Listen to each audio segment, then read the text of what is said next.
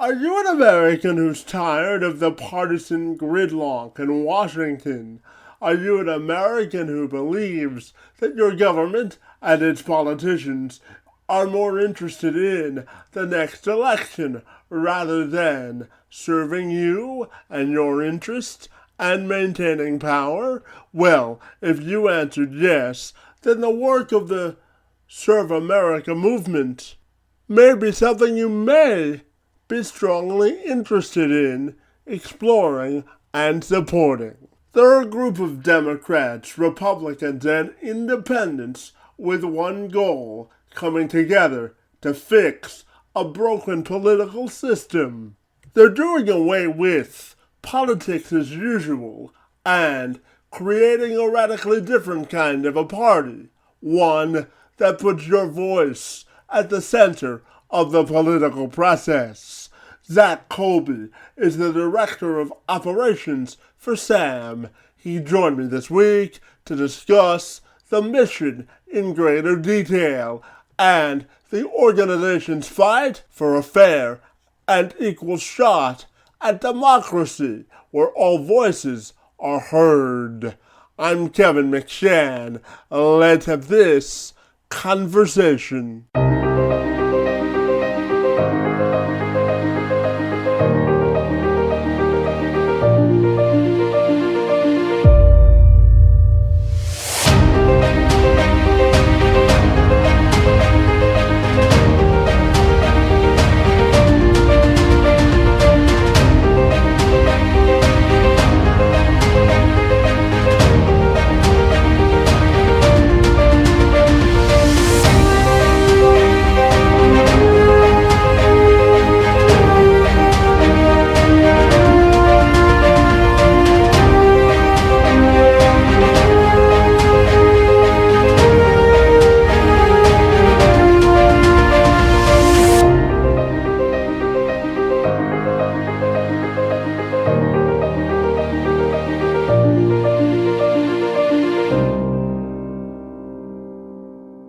Absolutely. So, Zach, if you're ready, I'll welcome you to the program, and I'm excited to learn all about Serve America movement this morning. Great to be with you, and thanks for being here. Yeah, Kevin, thanks for having me on. Hey, Zach, just before we dive into the Serve America movement, I don't know if you know this, but March is International Women's History Month. So I'm curious to know what type of an impact the women in your life have had, buddy. An amazing impact. My mom is like one of my heroes, someone I look up to, and someone who made me the person I am today. She's one of the most important people in my life. My little sister is the person I go to for, advice on like any life issues. She's younger than me, but somehow always a little bit wiser and always knows the right thing to say or the right course of action to take. So always go to her for advice. And then, friends, women that have been friends along the way have always been, people that see things from a little different perspective and can offer advice and just good friendship. Like, I'm so thankful to have so many awesome, strong women in my life. Absolutely. And I know that the Serve America movement is something that you're really, really passionate about, and it's another political option for people that are sort of tired of the partisan gridlock in Washington. So can you tell me about SAM and the way it works? Absolutely. So SAM was founded in 2017, just after the election of Donald Trump, as basically a response to that election saying, these two candidates were both poor candidates. How did we end up here? Our political system is hopelessly broken in so many ways. And, there's a lot of different reform groups out there. And I kind of like to talk about the three different reform group lanes and where SAM fits into that. So the first is the bipartisan groups, sort of the no labels or the problem solvers caucus, who try to work within the two-party system to fix the issues. The second lane is electoral reform groups. And electoral reform is near and dear to Sam's heart and something we work with these groups on, but groups that are specifically focused on things like ranked choice voting or open primaries. You know, you see a lot of different groups in different states and local efforts, and we support all those. And then the third lane is the new party space. And you know, there are other minor parties in the U.S., the Green Party, the Libertarian Party, and many of those have been around for several years. But the way that Sam is different is that we don't approach party infrastructure on the left-right ideological axis. You know, Republicans are on the right side of the axis. They say Democrats are on the left side. Historically, Greens would fit in on the left side, but Sam is sort of flipping party organizing on its head and saying we don't want to play on that spectrum. We welcome all ideologies at Sam, and the centerpiece of our party is the shared values of accountability, transparency, and competition. And that's the competition of ideas, that's electoral competition, that's all those things. So if you agree to that, we welcome you if you're a Republican, if you're a Democrat, if you're an independent, and no matter where you sit on that left-right ideological spectrum, you're welcome at SAM. So we're trying to build a true big tent coalition that embraces all ideology.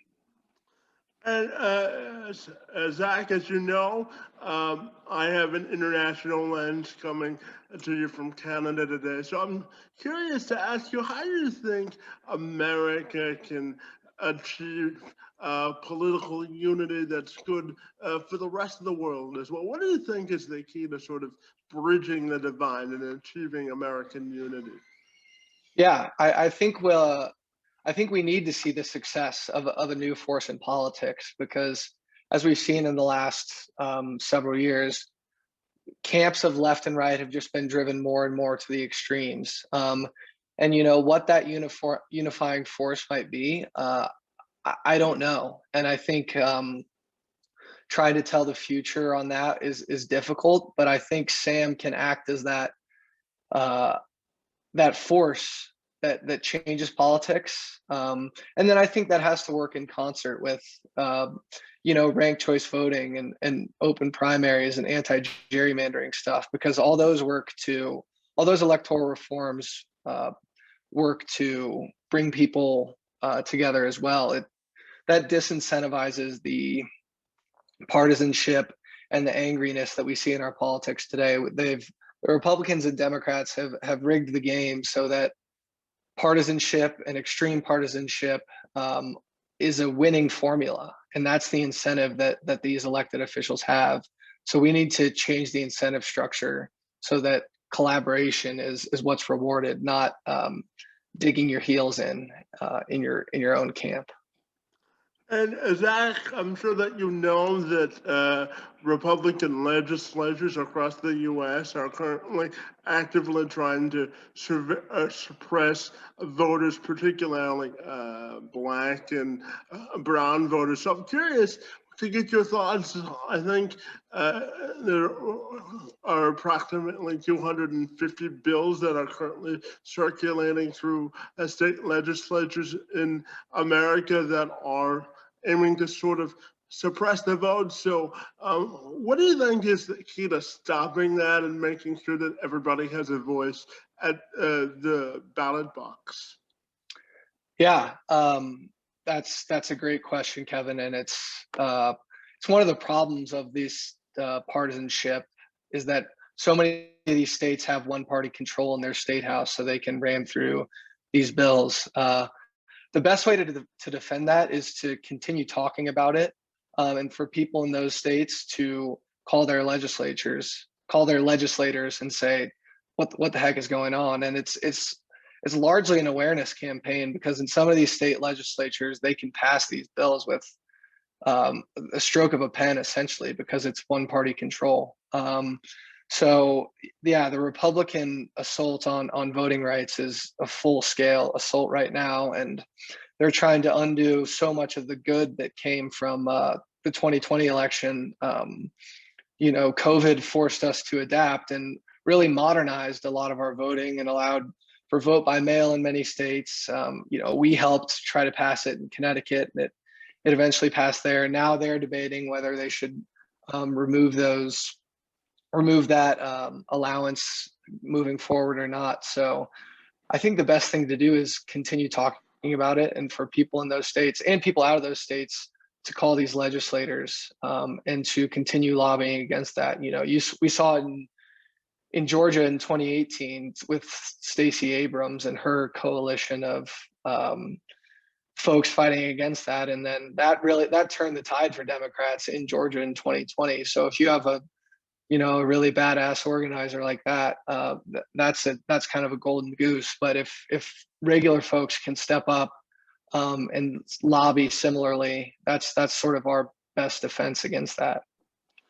And I know at Sam you say that the members of your organization don't always agree on everything, but they have one singular goal to sort of fix the system and help people sort of meet in the middle of politics. So could you expand on that for me? Yeah. So like I said, we welcome Republicans and Democrats and independents to the table. If you agree to sit down with someone you may disagree with and hash things out, we view that as a good thing. The problem with our broken politics is people digging their heels in and saying, I'm right and you're wrong, and there's no compromise. Compromise has become this sort of dirty word, but there's no other way we can solve our problems. And the incentive structure is so broken that the Gang of Eight stuff or Simpson Bowles, these bipartisan bills that have happened, in the last couple decades, they simply don't happen anymore because you'll get run out of your party, or you'll be threatened by getting primaried. You've seen the Trumps go out and say they're going to primary any Republican who doesn't stick by Donald Trump. And that incentive structure is just so perverted and so bad for any solutions to be found. And then that's what hurts everyday Americans, is like when legislators are stuck in these partisan battles, nothing gets done. And so we just want to bring people to the table. That's why we're building this coalition has people with different ideologies. We welcome that. We embrace that. We think that's good. And so yeah, that's why we think the SAM platform is revolutionary and different, and one that will transform our politics for good. Hey, Zach, I'm also curious to ask you about the last midterm elections and the ones coming up in 2022.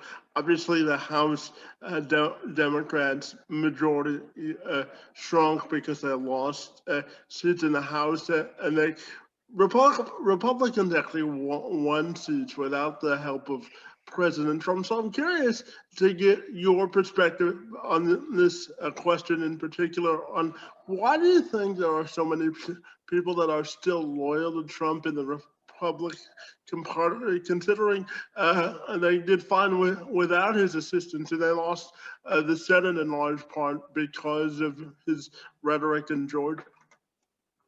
Yeah, I think a lot of that goes to what the Republican Party base looks like, because all these Republicans are first and foremost worried about getting out of a primary election.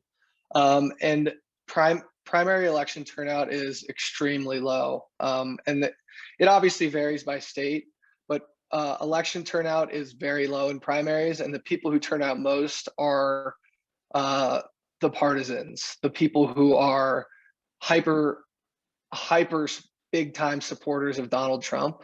And that's not necessarily true for every state. So I don't want to make a generalization, because that's where we often get in trouble in politics. But hyper partisan voters turn out for primaries, and in states that don't have open primaries, Republicans are worried about some Trumpy style gung-ho supporter is going to come along and just wipe the floor with them in the primary. And actually, a good example of how electoral reform can work is Alaska just passed an awesome bill with open primaries, ranked choice voting, and dark money disclosure. And almost right after that is when Lisa Murkowski, the Alaskan senator, was able to break with the party. You know, she voted to impeach Donald Trump the second time. It's because she doesn't have to worry about getting primaried by a far right sort of gung ho Trumpy style populist politician. She can govern. She can govern to the constituency that elevated her, and it won't just be Republicans that vote in the primary there, and there will be ranked choice voting. So she has the incentive to govern for the Republicans of Alaska, the Democrats of Alaska, and the independents, because she's fighting for their first place vote and their second place votes and their third place votes. So I know that was a long answer, but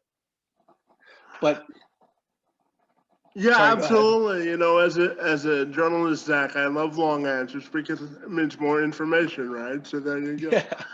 So Zach, I'm also curious to ask you, how do you think we get back to a place in American politics where we can have debate and disagree and not become so territorial? Yeah, I think it comes with the electoral reform, and you know you're seeing it in like New York City has passed ranked choice voting last year, and they've got their city elections coming up this fall. You've seen much less negative campaigning, and you've seen all these people competing. Not They have to compete for the second and third place votes too. So even if they're a hyper progressive competing in the Democratic primary, they still need to compete for the more moderate Democrats. So I think it comes with a variety of things sort of running in parallel. It's these electoral reform groups and sort of fixing the incentive structure of our politics, but then it's a matter of candidate recruitment too. Like, right? Politics always comes down to the candidates at the end of the day. And if we can begin to elevate candidates that do come to the table and talk with folks who they may not agree with, and I think that will go a really long way. And Zach, I'm curious to get your thoughts also on. I always was raised that politics was serving the people that elected you, and it always I admire the laugh, and it always looks to me that American politicians are so worried about the next election, and so instead of worrying about serving the people that they were elected to serve in this election. So I'm curious to get your thoughts on how we root out people that are only interested in holding on to power instead of Mhm. serving the people they were elected to serve. Yeah, that's a great question, Kevin. I think the heart of that issue is our money in politics problem. Um, because legislators, as like people in the House, if you get elected to the House, your next election's in 2 years. You got to start fundraising and running right away. Um, and sitting House members spend something outrageous, like a third to half of their time, like literally a third to half of their day, raising money for their next election.